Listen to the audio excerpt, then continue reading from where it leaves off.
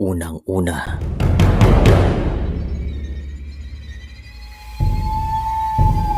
ang ilan sa mga Pilipino ay mahilig sa mga kwentong kababalagan at mayroon akong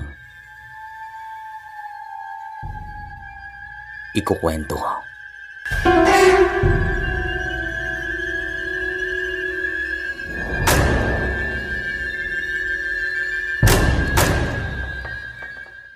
Isang mapagpalang araw sa inyo. Ang karanasang ito ay nangyari taong 1990. Ito yung mga panahon na nakitira kami sa bahay ng kaibigan ng aking nanay, sapagkat yung bahay namin ay nasalanta ng isang malakas na bagyo. Halos wala pong natira sa amin at kahit isang gamit ay wala kaming naisalba. Maraming salamat po sa ibinigay niyong pagkakataon. Araw-araw kaming nakikinig dito ng aking asawa magmula pa noong 2019 at halos lahat ng kwento ay napakinggan na namin. Maraming salamat din po sa ibibigay niyong kaunting oras at sisimulan ko na po ang kwento sa pinakaumpisa. Yung bahay namin noon ay nasa pinakapaanan ng bundok. Nakatira kami sa isang probinsya na matatagpuan sa silangang bahagi ng Kabisayaan. Ako po ang nag-iisang anak at si tatay ay matagal nang pumanaw sa mga panahong ito nang dahil sa isang malubhang sakit. Kaya kami na lang ni nanay ang magkasangga sa buhay. Isang umaga habang ako ay naghahandang pumasok sa eskwelahan ay biglang umulan ng napakalakas. Sinabihan naman ako ni nanay na wag nang pumasok kasi talagang maputik ang daan at baka magkasakit lamang ako. Sumang-ayon naman ako sa kanyang suwestyon. Simula sa araw na ito, Sir Chris, ay tuloy-tuloy na ang pag-ulan. Malakas din po ang hangin kaya hindi na kami lumalabas pa ng bahay. At makalipas pa ang ilang araw ay unti-unti nang tumaas ang tubig at yung bubong namin ay halos tangay na ng hangin. Kaya nagsimulang mag-alala si nanay. Hanggang sa napagpasya niyang lisanin na namin ang baryo kasi baka magkakaroon daw ng landslide at malagay sa alanganin ng aming buhay. Gaya nga nasabi ko kanina, nakatira kami malapit sa isang mataas na bundok kaya delikado. Tinanong ko naman siya kung saan kami pupunta at sabi niya, sa isang kakilala. Lumapit kami sa kanyang kaibigan na tawagin natin sa pangalang Aling Marta. Nakatira ito sa kabilang probinsya at malayo daw sa baha ang kanilang lugar. Maliban dito ay malaki at matibay ang kanyang bahay. Kaya siya agad ang naisipang lapitan ng aking nanay. Mabuti naman po at tinanggap niya kami nang walang pag-alinlangan. Wala ring anak si Aling Marta. Pero meron po itong asawa na sa mga panahong ito ay nagtatrabaho sa ibang bansa at mag-isa lang ito naninirahan sa kanyang bahay. Sa unang gabi namin doon ay naging komportable ako pero hindi ko pa rin maiwasan ng mag-alala sa aming bahay at sa mga kabaryo namin. Makalipas naman ng isang araw ay merong dumating sa bahay ni Aling Marta. Isang ale na sa tansya ko ay nasa edad na 40 pataas. Kami naman ng aking nanay ay nakikinig lang sa kanilang usapan at parang humihingi ng pabor ang ale na doon din muna titira ng ilang araw. At ang dahil mabait si Aling Marta ay hindi ito nagdalawang isip na tanggapin ang aling ito. Bale, 3 na kaming bisita sa kanyang bahay. Narinig naman namin ang balita na yung bayan namin ay binaha at mataas daw ang tubig. Kaya nag-alala kami ng aking nanay. Kasi baka naanod na ang aming bahay, lalo pat gawa lamang ito sa mga kahoy. Pero nagsabi naman si Aling Marta na kung ganito nga ang mangyayari, ay pwede pa rin naman kaming tumiraduhan hanggang sa makapagpatayo ulit kami ng aming bahay. Talagang napakabait ni Aling Marta. Kaya malaking pasasalamat namin sa kanya. Yung alay naman ay nakikinig lang sa aming usapan. Bandang 3:00 ng hapon ay mas lumakas pa ang pag-ulan. Talagang nakakatakot. Malakas din ang hangin, kaya hindi na kami lumalabas pa ng bahay. Mabuti na lang at matibay ang pundasyon ng bahay nila Aling Marta. Yung ilang bahagi ay gawa sa semento. Bandang 5:00 ng hapon ay tumungo na kami ni Nanay sa kusina para magluto ng uulamin namin para sa hapunan. Naaalala ko na yung lulutuin namin ay sinigang na isda at yung ali naman ay sumunod sa amin at nanood sa aming ginagawa habang kinakausap si Nanay. Hanggang sa nagsabi ito na siya na lang daw ang magluluto ng sarili niyang ulam. Kaya tumango naman kami ni Nanay sa kanya. At nang tumingin naman ako kay Aling Marta, ay nakita ko siyang nakanguso na tila ba hindi nagustuhan ang sinabi ng ali. Nagtitipid na rin kasi kami sa mga panahong ito. Parang hindi naman marunong sumita si Aling Marta kasi nga napakabait niya. At pagkatapos naman namin magluto, ay nauna kaming kumain sa ali. At siya naman ang aming pinag-uusapan.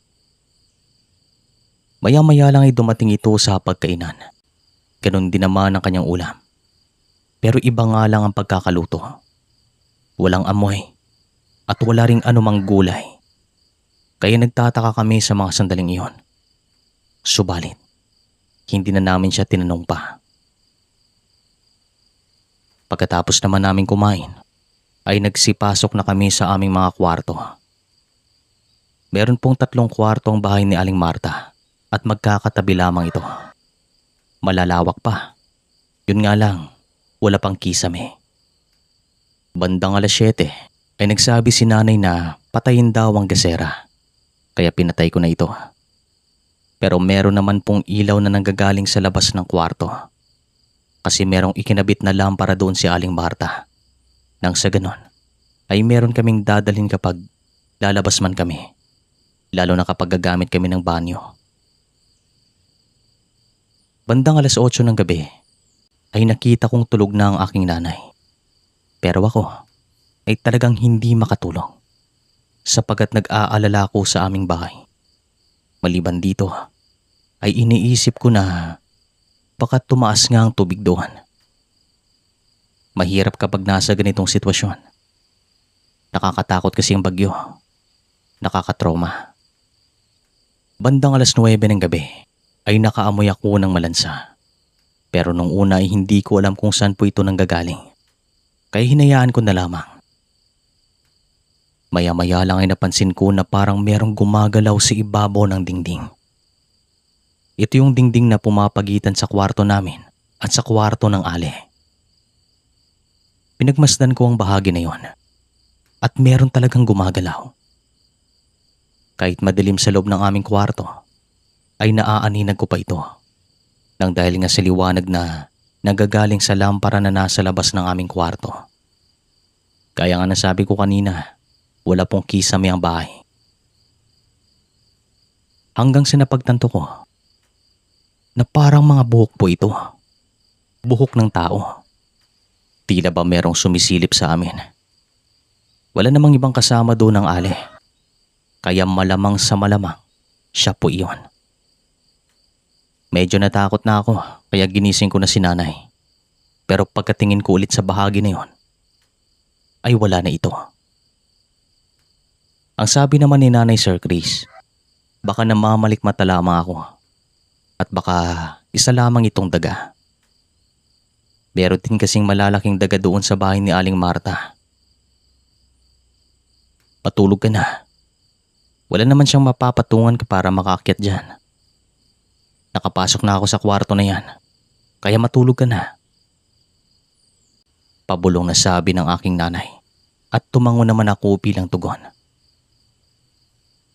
Lumipas lang ang ilang oras. Pero hindi ko na ulit siya nakita. Inisip ko na lang po na namamalikmata lamang ako. Dinalaw din naman ako ng antok.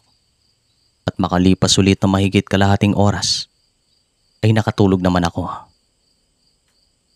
Pero bandang 1:00 ng madaling araw ay nagising ako sa hindi malamang dahilan. Nakatalikod po ako kay nanay at nakaharap ako sa dingding na pagitan ng kwarto namin at ng kwarto ni Aling Marta. Subalit nararamdaman ko ang isang malakas na presensya sa aking likuran.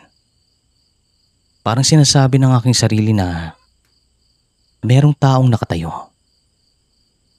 Sinubukan ko namang lingunin si nanay, pero napagtanto ko na hindi ko na maigalaw ang aking katawan. Dito na ako unti-unting natakot at kinilabutan. Kahit malamig sa madaling araw na ito, ay pinagpapawisan po ako. Mabigat din ang aking nararamdaman at nag-aalala po ako kay nanay. Pinikit ko na lamang ang aking mga mata at nagdasal po ako ng taimtim kasi alam kong meron nang nangyayaring kababalagan sa mga sandaling ito. Talagang malakas ang kutob ko na meron kaming kasama sa loob ng aming kwarto. At pagkatapos ko magdasal, ay parang isang himala na naigalaw ko ang aking mga katawan. Kaya agad akong lumingon kay nanay. Wala naman pong problema sa kanya. Nakaharap po ito sa akin at mahimbing naman ang kanyang pagtulog. Subalit nung mapasulap ako sa ibabaw ng dingding, ay parang hihiwalay ang kaluluwa ko sa aking katawan sapagkat merong nakapatong doon. Babae at mahaba ang kanyang mga buhok. Nanlilisik ang mga mata habang nakatingin sa akin ng masama. Kaya hindi ako nagdalawang isip nang sumigaw ng napakalakas. Pagkatapos nito ay nakarinig ako ng malakas na lagabog doon sa kwarto ng ale. Agad ko namang ginising si nanay at pagtingin ko ulit sa ibabaw ng dingding ay wala ng tao doon. Hindi ko man siya namukaan pero malakas ang kutob ko na siya ang ale. Ito ang sinasabi ng aking sarili. Hindi nagtagal ay patakbong pumasok si Aling Marta sa loob ng aming kwarto. Makikita naman sa kanyang mukha na parang kakagising lamang niya at nagtanong ito kung ano ang problema. Sinabi ko naman sa kanyang lahat at agad naman siyang pumunta sa kwarto ng ale. Narinig namin siyang katok ng katok pero tila ba nagbibingi-bingihan lamang ang ale sa kanya. Kaya bumalik na lamang si Aling Marta sa amin. Simulat sa Paul, wala na talaga akong tiwala sa kanya. Kung ganon, baka totoo nga mga kwento-kwento dito sa amin. Pabulong na sabi ni Aling Marta. Kaano-ano niyo po ba ang ale? Tanong ko naman sa kanya. Kabaryo ko siya. Ang sabi niya, ang tinitira niyang barong-barong ay nasira. Kaya lumapit siya dito sa akin. Alam mo naman ako, malambot ako pagdating sa mga nangangailangan. Sagot naman niya sabay tingin kay nanay. Alam ko yan, Marta. Pero anong plano mo ngayon? Tanong naman ni nanay sa kanya. Huwag tayong matulog. At doon tayo sa aking kwarto.